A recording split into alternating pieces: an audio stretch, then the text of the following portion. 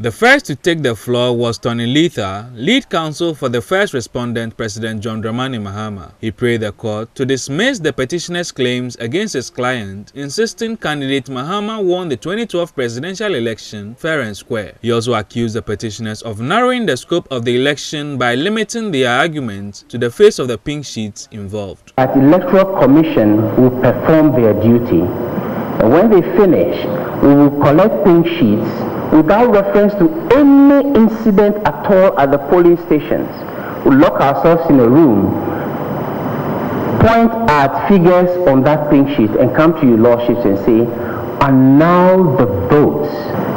The constitutional right to vote is fundamental, it's inalienable, it's a God-given right.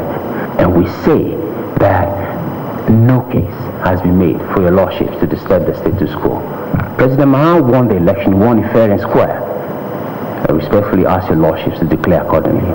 Next was lead counsel for the Electoral Commission and second respondent in the case, James Kwasi-Aidon. He said the viability of Ghana's electoral system was not in doubt and accused the petitioners of failing to establish a causal link between the allegations and the results declared. He further insisted that out of 26,002 polling stations, the petitioners were only able to prove one case of discrepancy between the votes announced and the votes declared. My Lord, on that, it is significant that out of that large number, 26,002, the petitioners were only able to produce one example of a discrepancy between the votes as counted at the polling station and the votes at the collation center, and it involved 80 votes. This has been admitted with the usual candor of the second respondent, 80 votes that did not affect the overall results, and a person wrote 90, instead of 97, wrote 17, my Lord. A total of 80 votes. If out of 26,002 polling stations, only one, this is an excellent record that I would urge your lordships to take fully into account. Chachu Chikata, lead counsel for the third respondent on his part, took a swipe at the second petitioner, Dr. Mahmoud Bawumia, who was also the vice presidential candidate of the New Patriotic Party and a star witness of the petitioners. He said Dr. Bawumia lacked the capacity to testify since he admitted he did not personally witness many of the irregularities he alleged. He accused Bawumia of presenting a factually empty and legally pathetic testimony which was poor in arithmetic and logic. He urged the panel to dismiss the case, arguing that the petitioners had failed to fully establish evidential burden.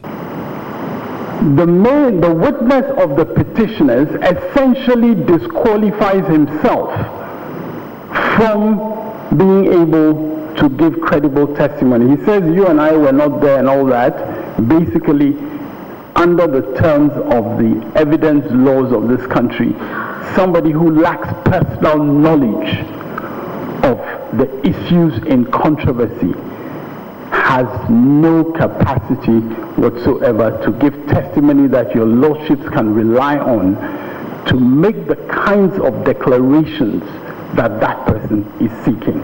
Lead counsel for the petitioners, Philip Addison, who was the last to speak, discounted earlier assertions that the petitioners failed to prove their case. He said the petitioners had established beyond doubt that acts and omissions resulting in constitutional violations and irregularities took place during the election. He prayed the court to overturn the results of the election as declared by the chairman of the Electoral Commission, Kojo Afarijan, since the violations had a material effect on the result.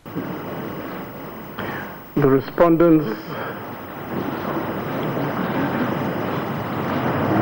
have persistently maintained that the December 2012 elections were regularly conducted and that this honorable court should uphold the declaration made by the chairman of the second respondent. Yet, whenever they are confronted with the primary record of the poll, which is the pink sheet, they resile from it on the grounds that there are defects on the record. Even more bizarre, is the fact that in spite of these misgivings, it is these same so-called defective pink sheets that went into the declaration.